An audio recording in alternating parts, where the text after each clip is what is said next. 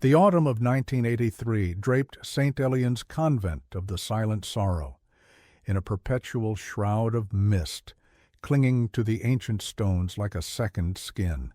Inside her Spartan cell, Sister Catherine, barely 20, dipped her quill into a pot of ink, the scratching sound a small rebellion against the mandated quiet. Her letter to her younger sister, Ilara, was a tapestry of conflicting emotions. She wrote of the profound peace found in morning prayers and the divine beauty of the Gregorian chants that echoed through the chapel, but between the lines lay a subtle tremor of anxiety. Her descriptions of Mother Superior Agnes were carefully worded, painting a portrait of a leader whose devotion was as sharp and unyielding as the northern Maine winter, a piety that left little room for warmth or doubt. Mother Superior Agnes moved through the convent's corridors not with the grace of a spiritual guide, but with the rigid authority of a warden. Her gaunt frame was always cloaked in the darkest black, her face a pale, stern mask from which two piercing eyes missed nothing.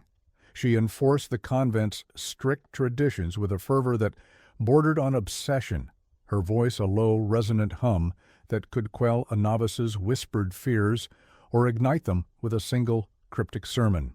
The younger nuns, like Catherine, saw her as a figure of immense, almost terrifying power.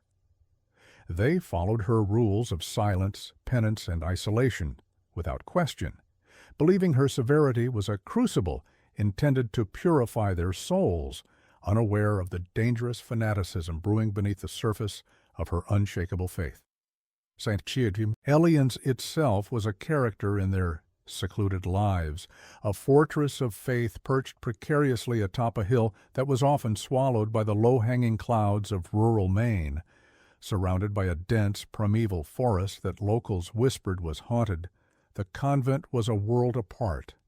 Its Gothic architecture, with stone walls stained by centuries of rain and narrow, arched windows that seemed like weeping eyes, enforced a profound sense of isolation. The name, Convent of the Silent Sorrow, was a relic of its founding, a place for women to grieve in pious solitude. But over time, the sorrow seemed to have seeped into the very mortar, creating an atmosphere thick with unspoken history and a deep, melancholic reverence that clung to every soul within its walls. The daily routine was a metronome, a predictable rhythm that governed every waking moment, and had for decades. The day began before dawn with the tolling of the chapel bell, a summons to matins that cut through the lingering fog. The nuns' lives were a cycle of prayer, silent meals in the cavernous refectory, tending the vegetable gardens that sustained them, and transcribing ancient texts in the chilled scriptorium. This unvarying discipline was designed to erase the individual and forge a single unified body devoted to God. It was a life of profound simplicity and order, a sanctuary sealed off from the chaos of the modern world.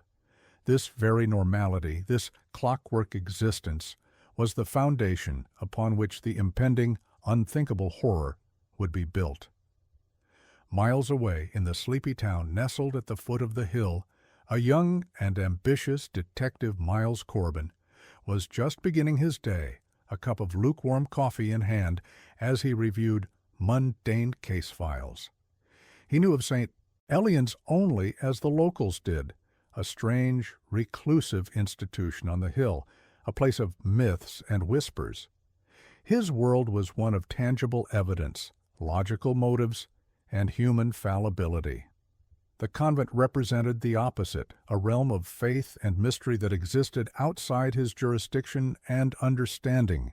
His life was grounded in the predictable patterns of small-town crime, a world of order that was about to be irrevocably shattered by a case that would defy all logic and haunt him for the rest of his career. The inciting incident arrived not with a scream, but with an unnerving silence. A delivery driver, a man who had made the weekly trip up the winding road to St. Elian's for a decade, found the imposing wrought iron gates, usually bolted shut, slightly ajar. He called out, his voice swallowed by the oppressive quiet. Pushing the gate open, he stepped into the courtyard, and felt an immediate chilling sense of wrongness. A half-eaten meal was visible on the dining table through a window. A book lay open on a bench as if its reader had just stepped away, and the air was utterly still. There were no signs of a struggle, no notes, no people. 33 women had simply ceased to exist, leaving behind a perfectly preserved ghost ship of a convent, a silent testament to a moment frozen in time. That evening, the tolling for vespers carried a different weight, a leaden finality that seemed to settle in the very bones of St. Elian's. The air in the chapel was unusually cold, the flickering candlelight casting long, dancing shadows that made the stone saints on the walls appear to writhe in silent agony. Sister Catherine knelt on the hard wooden kneeler, her hands clasped so tightly her knuckles were white. A palpable tension, thick and suffocating, as the ever-present fog outside, had replaced the usual serene piety of their evening prayer. The rustle of wool habits sounded like the dry whisper of autumn leaves, each nun a fragile island in a sea of unspoken fear and confusion, their collective gaze fixed upon the pulpit with an anxious reverence. Mother Superior Agnes ascended the pulpit, not with her usual measured grace, but with a rigid, almost feverish energy. Her face, typically a mask of stern control, was alight with a terrifying, ecstatic glow, her dark eyes seeming to burn with an inner fire that consumed all shadows. She did not open the lectionary or begin with the customary Vesper Psalms. Instead, she gripped the edges of the wooden lectern, her thin fingers pressing into the wood as if to ground herself against a tremendous force. The silence that followed was absolute, a void so profound that Catherine could hear the frantic beating of her own heart, a frantic drum against the impending, unknown pronouncement that hung in the air like a guillotine. Her voice, when it came, was not the familiar low hum of spiritual guidance, but a resonant, powerful instrument of prophecy. She spoke of a world teetering on the brink of annihilation, a place so steeped in sin and corruption that it was already damned. She painted vivid, horrifying pictures of fire and chaos beyond their hallowed walls, a plague of the soul that would consume the unworthy. Her sermon was a tapestry of apocalyptic scripture and her own dark interpretations, weaving a narrative of imminent doom from which only the truly pure could hope to be delivered.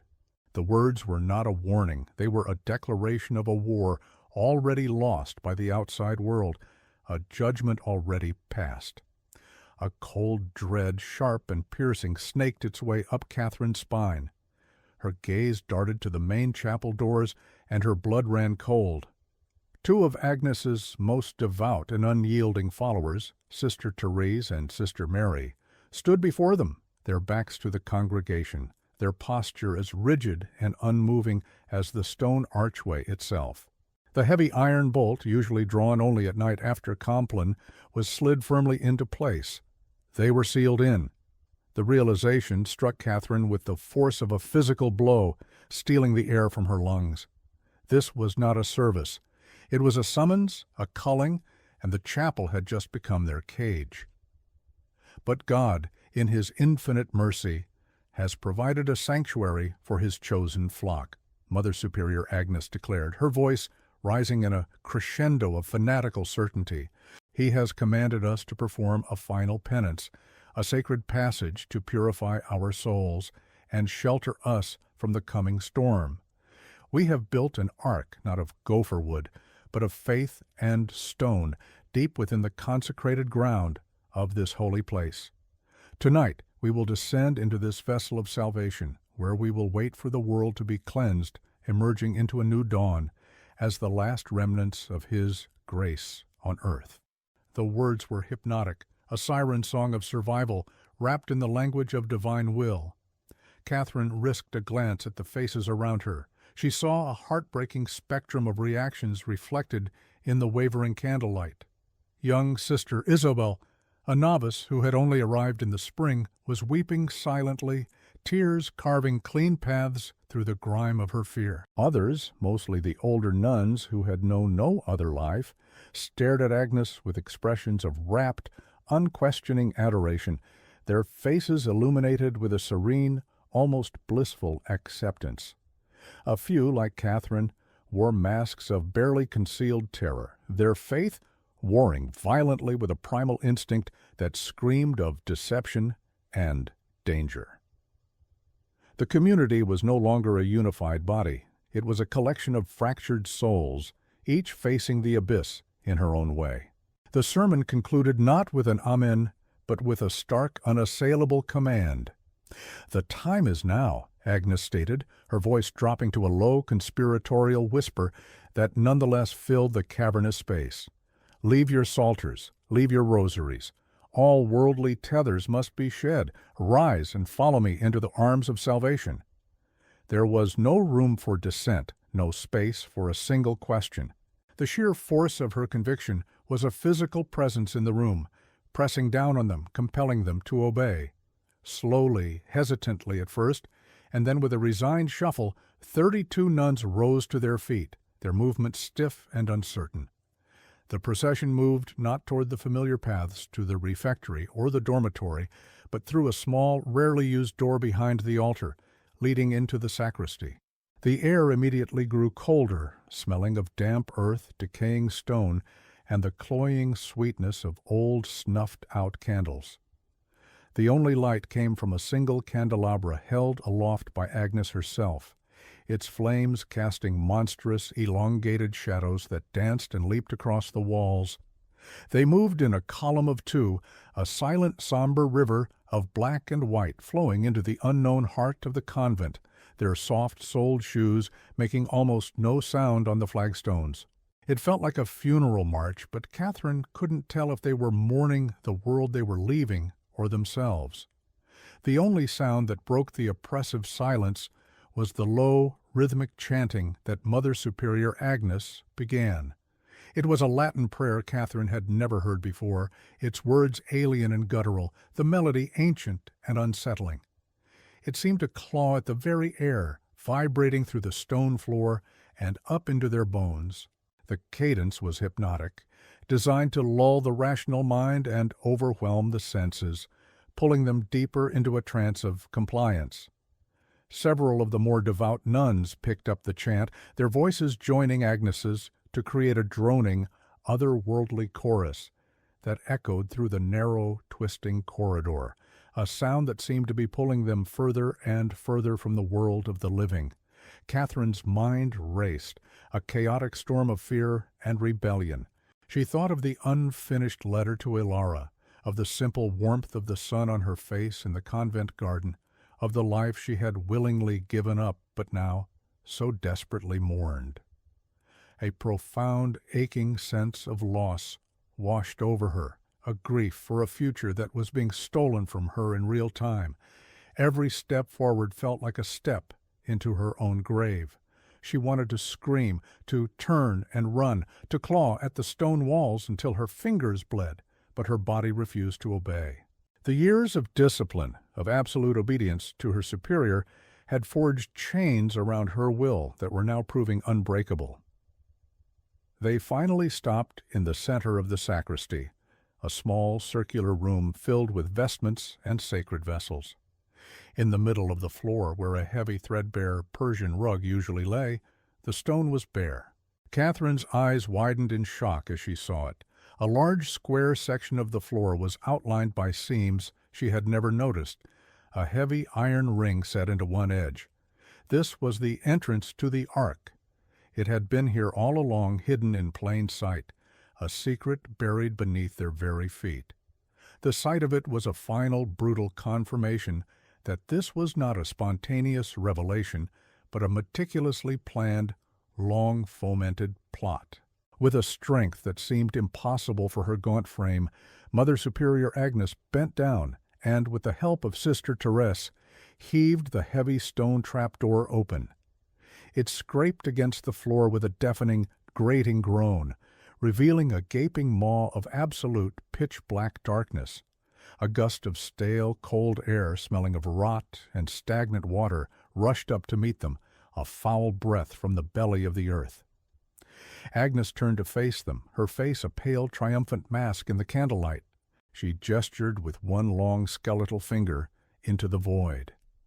"The path to eternal life awaits," she commanded, her voice devoid of all warmth. "Descend, my children, do not be afraid, descend into the silence and the sorrow, and be reborn."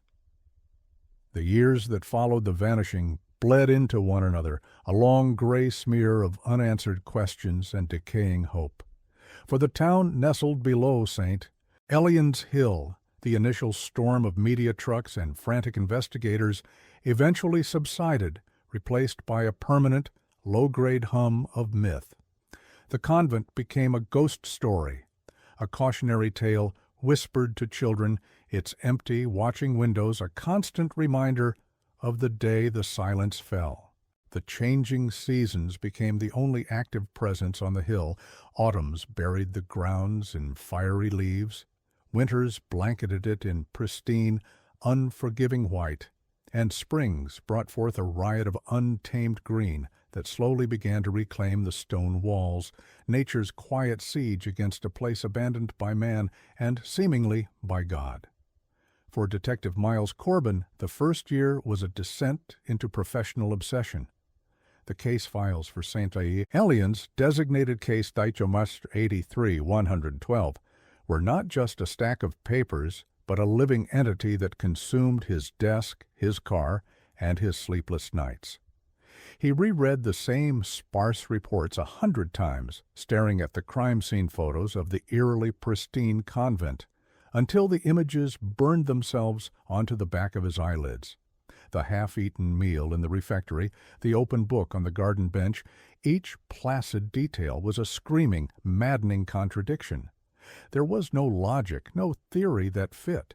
The absence of evidence became its own form of torment, a perfect, unassailable void that mocked his every effort, and began to carve the first deep lines of failure into his young face.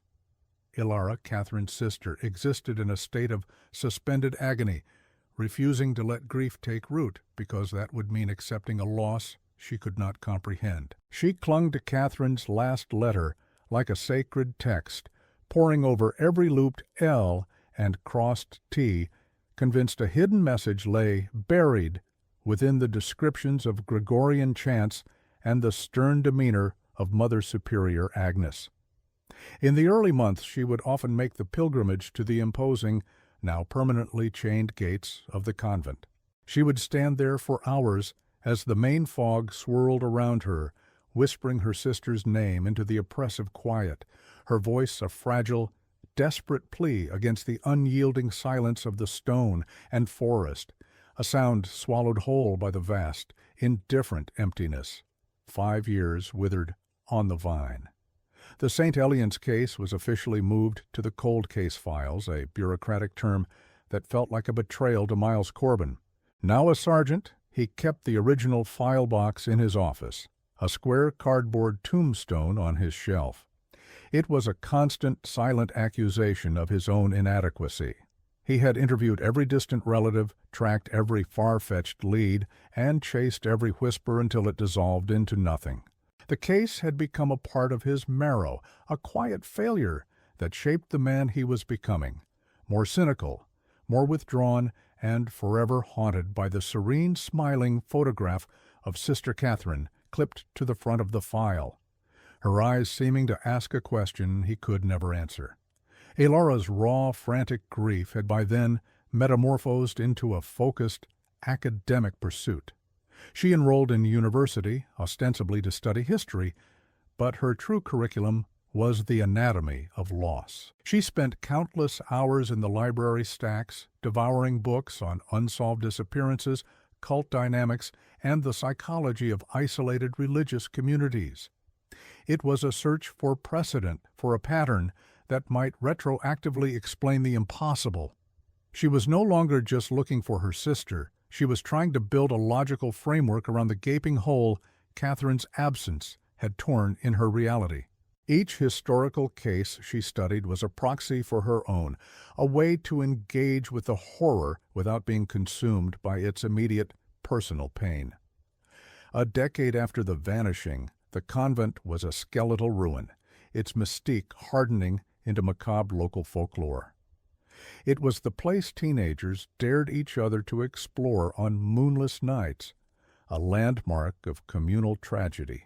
The story of the 33 vanished nuns had been told so many times it had lost its sharp edges, smoothed over into a mythic tale of divine rapture or demonic abduction, depending on the teller. The town had, for the most part, moved on, encasing the memory in the amber of legend. This collective forgetting was a mercy for most, but for Miles Corbin and Elara Vance, it was a profound and isolating injustice, leaving them as the sole keepers of a flame that everyone else wished to see extinguished. The passage of another 5 years found Corbin as a lieutenant, a man whose authority was tinged with a reputation for being haunted. The St. Elian's case was a ghost in his career, an invisible weight that colleagues knew not to mention. Every so often, a psychic on a late-night radio show or a conspiracy theorist on a nascent internet forum would revive the story, leading to a brief flurry of calls to his office. He would field them with a weary, practiced patience, his voice a flat monotone that betrayed none of the old familiar ache. But each call, no matter how outlandish, was a phantom touch on a wound that had never properly scarred over, a reminder of the abyss that had opened in 1983 and never closed. Elara, now Dr. Vance, had become a respected historian. She had carved out a niche for herself, writing scholarly articles on the societal pressures within cloistered communities throughout history. She never wrote directly about St. Elian's. The subject was still too raw, too sacred, but her sister's ghost animated every sentence she published. Her work was a quiet, intellectual monument to Catherine, an attempt to give her silent fate a voice in the academic record. She had built a new life far from Maine, creating a careful distance from the physical geography of her trauma, but she knew it was a fragile piece. The past was not a different country. It was a room in her own house she simply kept locked. One rainy Tuesday, 20 years to the day, Chief of Police Miles Corbin found himself staring at the file box again. It was a ritual he performed on the anniversary, a private moment of remembrance and failure. A flashback struck him with the force of a physical blow. He was 28 again, standing in the convent's empty chapel, the air thick with the scent of snuffed candles and abandonment. He remembered the profound, unnatural stillness, a silence so total it felt like a sound in itself. The memory was not faded or dreamlike. It was sharp, visceral, and immediate. He realized with a sudden, chilling clarity that he hadn't been investigating a case for 2 decades. He had been standing vigil. Around that same time, while clearing out her parents' attic, Elara stumbled upon a small, forgotten crate of Catherine's childhood possessions. Tucked beneath a pressed flower and a worn copy of a poetry book was the very last letter Catherine had been writing, the one found on her desk, which the police had returned years ago. Reading it again with the benefit of 2 decades of study and pain, Elara saw what her teenage self had missed. The carefully chosen words about Mother Agnes's new doctrine and the unshakable certainty of her sermons were no longer just descriptions. They were warnings. A cold dread washed over her as she understood for the first time that her sister hadn't just vanished. She had been afraid. The 23rd year arrived with a heavy sigh, the anniversary passing with little fanfare. Chief Miles Corbin was a month from retirement, a grizzled, weary man who had made a fragile peace with his ghosts. The St. Elian's box sat on the corner of his desk, packed and ready to be transported to the archives, a final surrender. He traced the faded label, Case 831112, with a calloused finger. It was the beginning and, in many ways, the end of his story. He had given it his entire career, and it had given him nothing back but a hollow space where answers should have been. The weight of 33 lost souls was a burden he would carry into the quiet years of his retirement. On that very same day, hundreds of miles away, Elara Vance stood before a lecture hall of university students, discussing patterns of mass hysteria in isolated societies. She saw her sister's face in the crowd, a fleeting grief-induced hallucination that still occurred from time to time. She paused, collected herself, and continued her lecture, her voice steady and professional. She had learned to live alongside the not knowing, to build a life on the unstable ground of its foundation. She had accepted that the mystery of St. Elian's Convent of the Silent Sorrow would remain just that, a story without a final chapter, a wound that would never fully close, a silence that would last forever. This quiet resignation, shared by the two souls most deeply scarred by the event, hung in the air like the perennial Maine fog. For Miles Corbin, the future was a quiet porch, and the slow surrender of a life's work unfinished. For Elara Vance, it was the continued, lonely stewardship of her sister's memory, a flame tended in the drafty halls of academia. They had both, in their own ways, given up. They did not know that deep beneath the crumbling stones of the forgotten convent, a secret lay dormant, waiting for the rumble of machinery and the light of a new day to finally break a silence that had endured for more than 2 decades. The time gap was not an empty space, but a crucible that had forged and broken the people left behind. It had transformed a young detective's ambition into a veteran chief's lifelong burden, and a young girl's love into a historian's solemn obsession. The 23 years of silence were a character in the story, an antagonist as powerful and unyielding as any human villain. It had eroded hope, solidified myth, and created a chasm between the world of the living and the fate of the 33 women who had walked into the chapel for evening prayers one autumn night, and simply ceased to be. The stage was now set, not for a resolution, but for an exhumation. The year 2006 began with the groan of machinery. The condemned property of St. Elian's, a festering wound on the landscape for 23 years, had finally been sold to a developer. A construction crew, tasked with a preliminary structural survey before the demolition, moved through the overgrown grounds with a practiced indifference. Their foreman, a man named Dave, whose world was one of concrete and rebar, saw only a crumbling liability. He directed his team into the chapel, the building's Gothic heart, its stained glass windows now shattered and grimy, allowing weak shafts of winter light to illuminate a thick carpet of dust and decay. The air was heavy with the smell of rot and forgotten incense, a place where history had died and was now being unceremoniously prepared for its burial. It was a simple, accidental discovery. One of the workers checking the integrity of the flagstone floor near the sacristy dropped a heavy crowbar. Instead of the expected solid thud, the impact produced a deep, resonant boom, an unnatural echo that vibrated up through the soles of their boots. Dave crouched down, wiping away decades of grime with his glove. He tapped the stone with his knuckles, and the hollow sound returned, distinct and undeniable.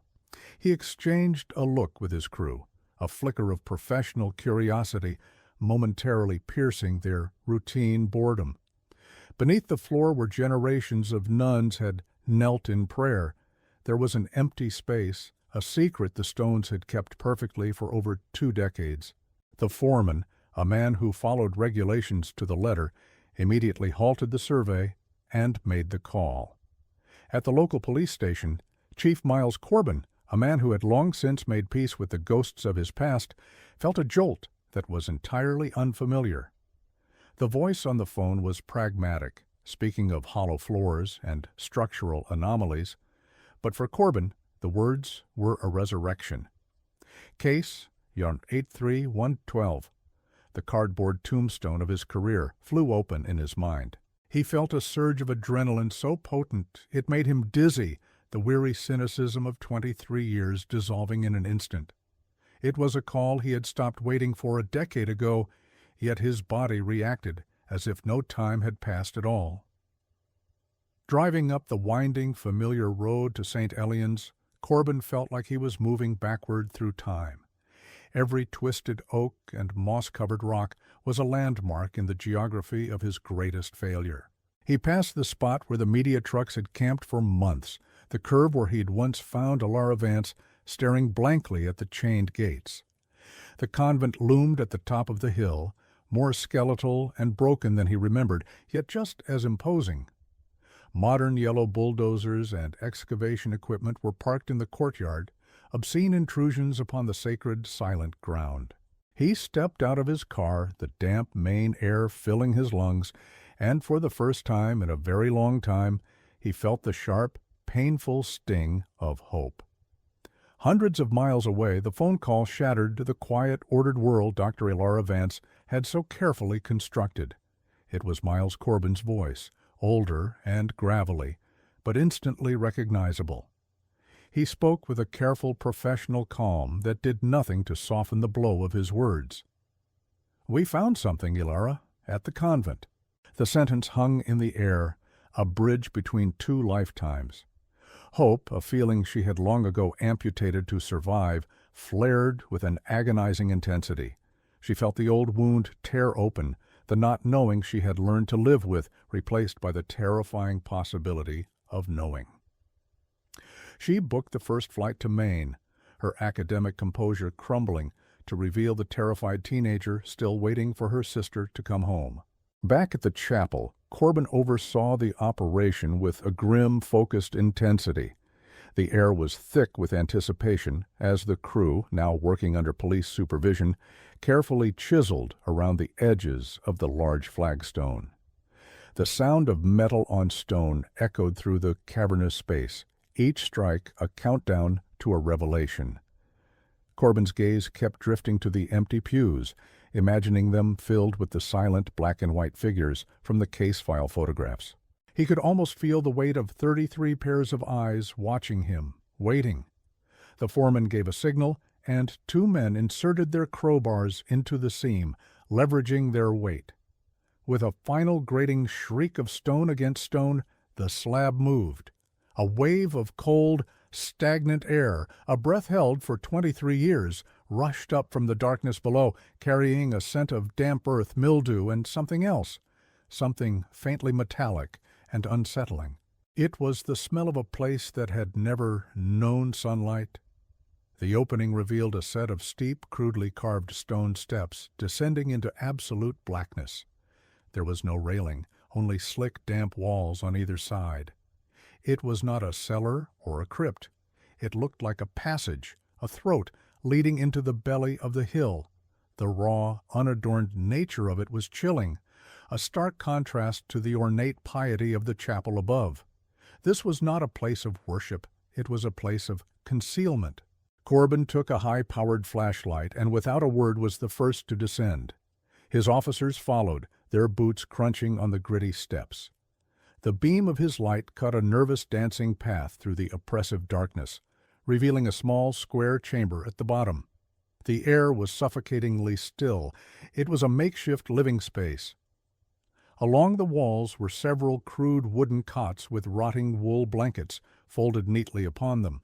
Empty cans of preserved food were stacked in a corner, their labels long since faded to gray pulp.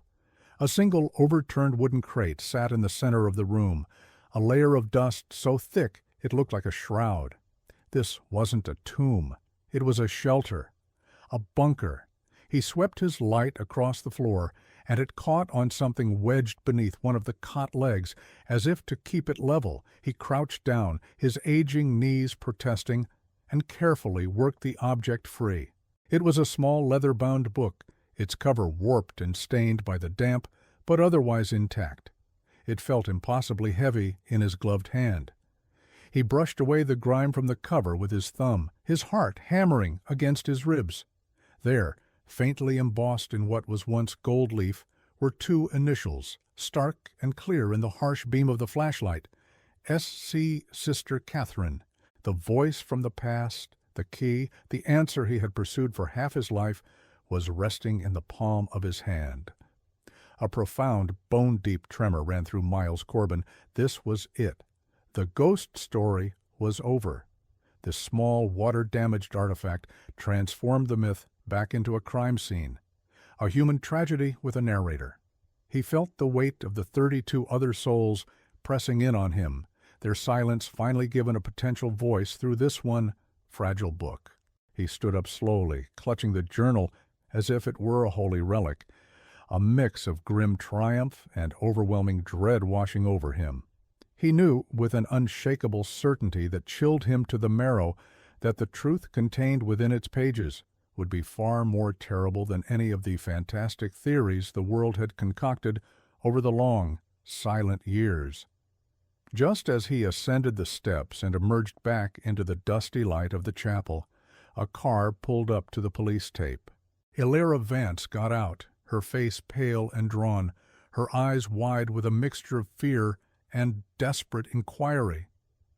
She saw Corbin standing there, the grim set of his jaw, and then she saw the book in his hand. Even from a distance, she recognized it. It was the journal Catherine had received for her confirmation, the one with her initials on the cover. The sight struck her with the force of a physical blow, and a single ragged sob escaped her lips, a sound of both reunion and utter desolation, as 23 years of waiting finally collapsed into a single terrifying and pivotal moment. The discovery was not an end, but a violent beginning.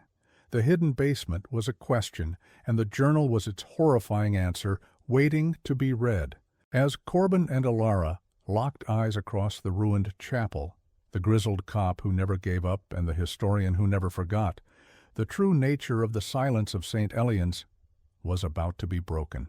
The air crackled with the unspoken understanding that they were standing on the precipice of a truth that had been buried alive, a truth that would exhume not only the secrets of the dead, but also the very souls of the living who had been left behind to search for them in the suffocating darkness of their absence. In the sterile, fluorescent-lit command trailer set up amidst the mud and machinery, the journal lay on a steel table between Miles Corbin and Elara Vance. It was a sacred object in a profane space, its damp leather cover seeming to absorb the harsh light. The air was thick with the unspoken gravity of their shared purpose, a fragile alliance forged over 2 decades of separate, silent vigils. Outside, the forensic teams moved with quiet efficiency, their methodical work a stark contrast to the chaotic storm of emotions brewing inside the trailer. For the first time, the case was not a collection of cold facts and photographs, but a living story waiting to be told, and they were its unwilling yet desperate audience. Corbin, ever the procedural cop, insisted on documenting every step.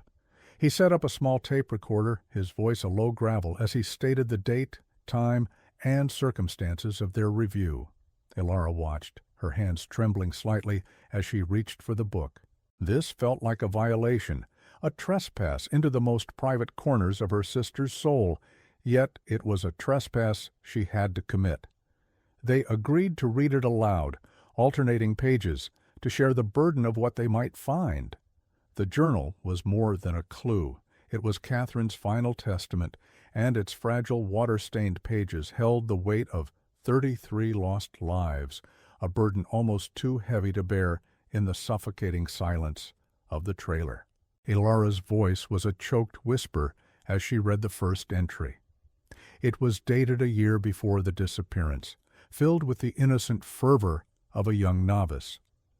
Catherine wrote of the profound beauty of the Maine sunrise over the chapel, the comforting rhythm of the liturgy of the hours, and her deep admiration for the community's devotion.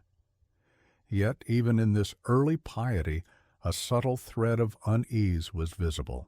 She described Mother Superior Agnes's eyes as holding the cold fire of a winter star, a leader whose faith was so absolute it seemed to leave no room for human frailty. It was the voice of the sister Elara remembered, but shadowed by a reverence that bordered on fear. As his turn came, Corbin read with a detached, professional tone that did little to mask his own internal conflict. He was a man of evidence, of footprints and fingerprints, of tangible proof that could be presented to a jury. A young woman's diary felt subjective, unreliable, a narrative colored by emotion and personal bias. He fought the urge to dismiss it as the fanciful writings of someone in a high-pressure environment. Yet the stark reality of the bunker below and the 33 missing women forced him to listen. He could feel the ghost of his younger self, the ambitious detective, mocking his cynicism, urging him to see the human story behind the procedural nightmare that had defined his entire career. Ilara's experience was far more visceral. With every word she read, Catherine's voice, a sound she had replayed in her memory for 23 years, filled the small trailer. She could almost smell the convent's library, a mix of old paper and beeswax, where her sister must have sat writing these lines. The familiar curl of Catherine's handwriting, the way she formed her G's, was a ghostly touch from the past. It was a beautiful, excruciating agony.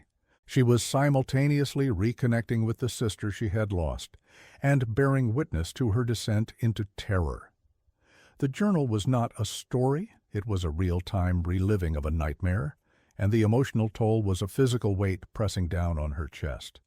The entries from the final months grew more sporadic and tense. Catherine's elegant script became a rushed, almost frantic scrawl.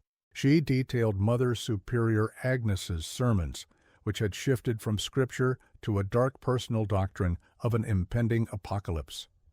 Agnes spoke of the world outside St. Elian's as a Sodom of sin, a place already judged and condemned by God, from which they, the chosen few, must be sheltered.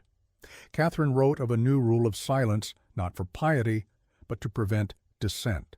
The convent was no longer a sanctuary from the world. It was becoming a prison, its walls of faith slowly being replaced with walls of fear, isolating them completely from any outside reality. Just as the narrative in the journal turned claustrophobic, the world outside the trailer intruded with a jarring clamor. A local news van had bypassed the outer perimeter, its satellite dish rising over the trees like a metallic vulture. Soon, more followed. The hum of generators and the shouts of reporters shattered the solemn atmosphere. Corbin's radio crackled to life with calls from his deputies, struggling to maintain the cordon. This new obstacle was a race against time. He needed to control the narrative before the media circus could spin the discovery into another sensationalized ghost story. The pressure mounted, forcing him and Ilara deeper into their task, seeking the truth before it could be distorted by the outside world they were reading about. A chilling entry described the secret labor. Under the cloak of night, Mother Superior Agnes, with a strength that belied her age, would lead a select group of the most devout nuns into the sacristy. Catherine, feigning sleep, would hear the scraping of stone and the muffled thuds of heavy work. She wrote of her terror when she finally snuck out and saw them, their faces grim and smeared with dirt, hauling buckets of earth from the newly excavated hole beneath the chapel.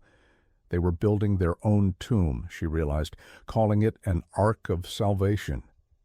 The secret was kept under threat of divine punishment, a sacred duty that twisted faith into a tool of coercion and backbreaking servitude. Corbin paused, rubbing his weary eyes. "We have to consider the possibility," he said, his voice gentle but firm, "that this is a narrative of a shared delusion, mass hysteria. These women were isolated, under immense psychological pressure." He was playing devil's advocate, testing the evidence, but the words felt like a betrayal even to him. He was voicing a doubt that every investigator had harbored for years, the only rational explanation for an irrational event.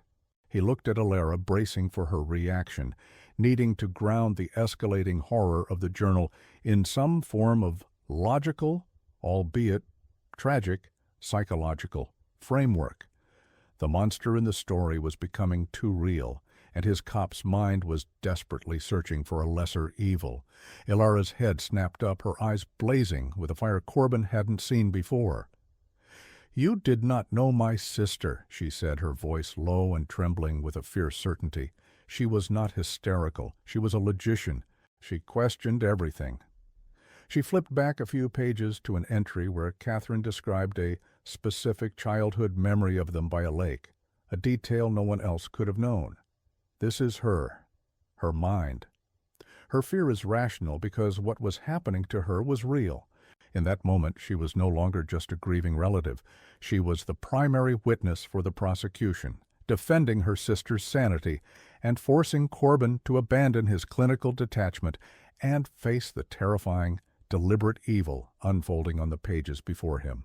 The tension in the trailer became almost unbearable as Ilara read the entry for the final day. Catherine's handwriting was now a barely legible scrawl, the ink smudged in places as if by tears. She described the final vespers, the eerie glow on Mother Superior Agnes's face, the deadbolt sliding shut on the chapel doors. She wrote of the sermon, a terrifying promise of passage into a new world. "She says we are leaving the sorrow behind," Catherine wrote, "but I see it in her eyes. We are not leaving it. We are becoming it." The immediate visceral terror leapt from the page, a voice screaming silently across 2 decades, describing the exact moment when faith curdled into a death sentence for 33 unsuspecting women. As if on cue, Corbin's radio crackled. It was the head of the forensics team down in the bunker. "Chief, you need to see this." His voice was strained. "The journal mentioned the nuns doing construction. We found it. There's a section of the far wall in the main chamber. It's bricked up. The mortar is different, cruder than the rest of the foundation. It's not on any of the convent's original blueprints." The physical evidence snapped into place with the journal's narrative, forming a horrifying, complete picture. The Ark of Salvation was not just the bunker itself, it was a smaller, sealed chamber within it. The abstract horror of Catherine's words now had a tangible, physical location. They found the final entry on a loose page tucked into the back cover, as if hidden in a last, desperate act. It was written in near darkness, the pencil indentations deep and frantic.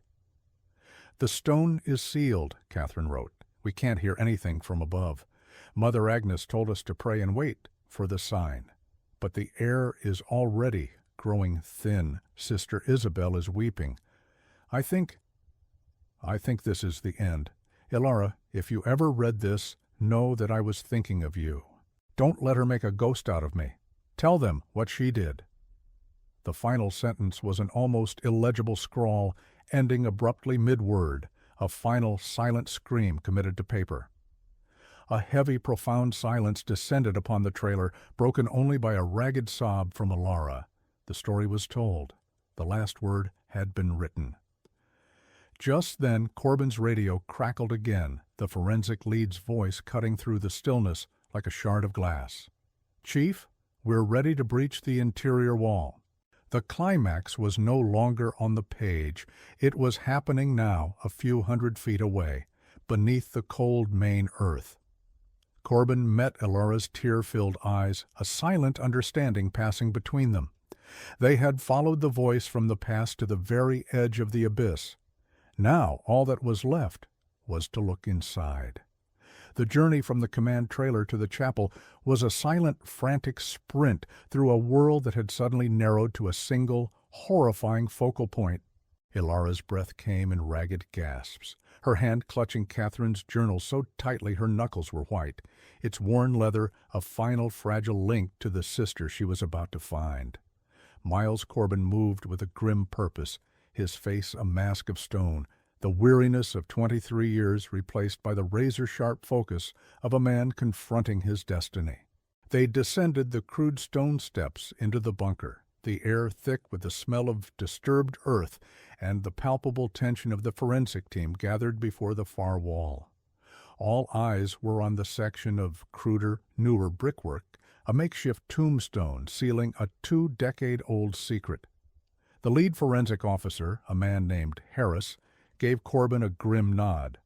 The order was given not with a shout, but with a quiet, somber authority that befitted the hallowed, now desecrated ground. A technician armed with a heavy sledgehammer and a chisel began the work. The first strike of metal against mortar was a deafening crack that echoed through the confined space, a sound that seemed to shatter the long-held silence of the convent itself. With each blow, dust and fragments of brick rained down, and Ilara flinched, her eyes squeezed shut, as if each impact were a physical blow against her own heart. Corbin stood unmoving, his gaze locked on the slowly forming breach. His entire career, his entire life's obsession, culminating in this brutal, methodical act of exhumation. A dark, fetid air, devoid of life and thick with the scent of decay and profound stillness, poured from the growing opening. It was a smell that spoke of time standing still, of life extinguished in an airtight void. Harris motioned for the technician to stop, and he aimed a high-intensity chemical light into the chasm. The beam cut through the absolute blackness, illuminating a scene of such tragic, ordered horror that a collective, involuntary gasp swept through the assembled officers. Inside the small, bricked-off chamber sat 33 skeletal remains, all clad in the rotted, tattered remnants of their black and white habits. They were not scattered in a panic. They were arranged in neat rows, seated on the floor in postures of prayer, their skulls bowed toward a single, larger skeleton at the front. Ilara's sob was a raw, wounded sound in the suffocating quiet. Her eyes, frantic and swimming with tears, scanned the tragic congregation, searching for a sign, for something to anchor her grief. Her gaze fell upon a figure in the back row, slightly smaller than the others. Clutched in its skeletal fingers was a simple, hand-carved wooden rosary, its beads worn smooth. She recognized it instantly. It was the rosary Catherine had carved from a fallen branch in the convent garden, a piece she had described with pride in one of her early letters. The not knowing was over. The endless, agonizing void of 23 years was filled in an instant with this single devastating image of her sister's final faithful moments, a testament to a piety that had been twisted into a weapon against her. For Miles Corbin, the sight was the closing of a circle, the final page of a story that had consumed him.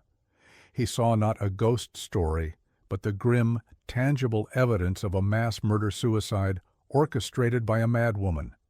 The skeleton at the front, larger and positioned as if still delivering a sermon, could only be Mother Superior Agnes. He finally had his answer. There was no rapture, no demonic abduction, only the terrifying power of a single corrupted will imposing itself upon 32 others. The sense of resolution brought no triumph, only a profound, soul-crushing weight. He had chased a mystery for half his life, only to find a tomb built of faith and sealed with fanaticism, a truth far more chilling than any fiction he could have imagined. Ilara stumbled forward, stopped only by Corbin's gentle but firm hand on her arm. She leaned against the cold stone wall, her body racked with a grief so immense it had no sound. She held the journal to her chest, its pages containing the living voice, the vibrant fear, and the final desperate love of the sister who now sat as dust and bone just a few feet away. "Don't let her make a ghost out of me," Catherine had written. In that moment, Ilara understood her true purpose. It was not just to find her sister, but to tell her story, to rescue her from the myth of the vanished nuns and give her a name, a voice, and a truth that had been silenced for far too long in the cold, dark earth. The frenetic energy of the discovery dissolved into a profound, almost reverent stillness. The police officers, the forensic experts, all stood in silent witness, the harsh glare of their equipment illuminating a tableau of misplaced devotion and ultimate betrayal. The climax was not a shout, but a whisper, the final, silent answer to a question that had haunted a town, a detective, and a sister for decades. In the depths of St. Elian's Convent of the Silent Sorrow, the sorrow had finally been given a face. The silence was broken, not by the living, but by the eloquent, heartbreaking testimony of the dead, their final prayer echoing across the years to find its audience in the two souls who had never, ever stopped listening for it. In the weeks that followed, the story of St. Elian's Convent exploded, not as a resurrected ghost story, but as a grim headline that captivated the world. The media descended upon the small Maine town with a ravenous hunger, their satellite trucks forming a steel ring around the hill. But Miles Corbin, in his final act as chief of police, held them at bay with the ferocity of a guardian. He ensured that the recovery of the 33 women was conducted with a solemn dignity that the sensationalism of the news cycle could not penetrate. He shielded Ilara from the cameras, becoming a quiet, unmovable barrier between her private grief and the world's morbid curiosity. His duty was no longer to solve a mystery, but to protect the memory of its victims, a final, somber penance. A memorial service was held under a slate-gray sky, the air crisp with the promise of another autumn. Ilara stood before 33 simple white headstones, her sister's name, Catherine Vance, carved cleanly into one of them. She clutched the worn leather journal to her chest, its pages now a sacred text. The agonizing truth it contained had cauterized the wound of not knowing, leaving a clean, sharp scar in its place. She had found her sister not in a myth, but in a story of fear, faith, and a final desperate act of love. Catherine's last wish, "Don't let her make a ghost out of me," had been fulfilled. She was no longer a vanishing, but a voice, a warning that had finally, tragically, been heard. Miles Corbin retired a month later, the St. Elian's file box, now thick with the final reports, placed into the archives not by a subordinate, but by his own hand. He was no longer haunted by the question of what happened, but by the profound sorrow of why. The case that had defined his career as a failure now defined his legacy as one of unwavering perseverance.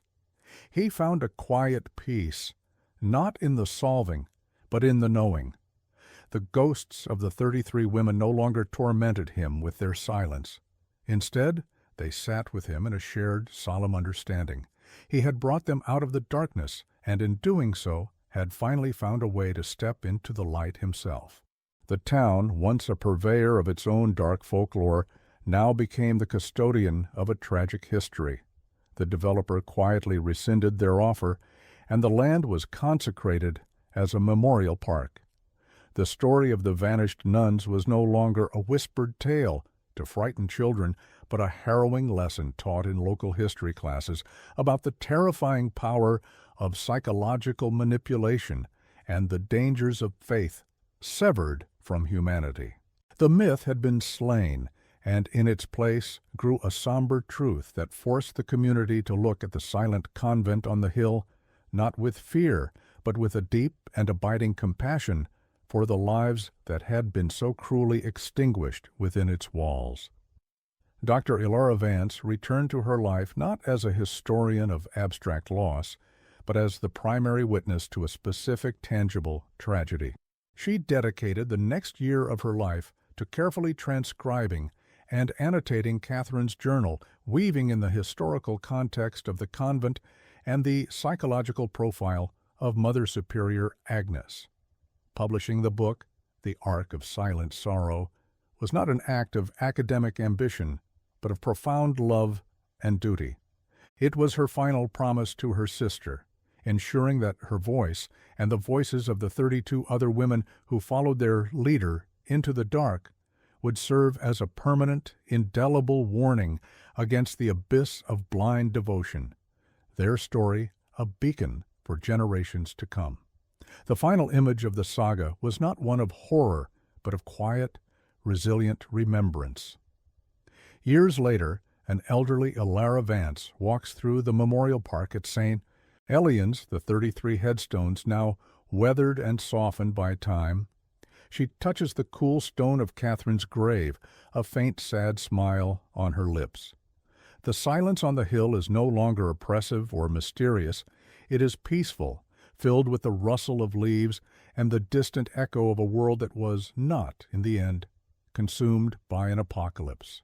It is a world that Catherine never got to see, but one that, because of her final desperate act of witness, would forever remember her name and the devastating cost of a faith that promised salvation but delivered only silence.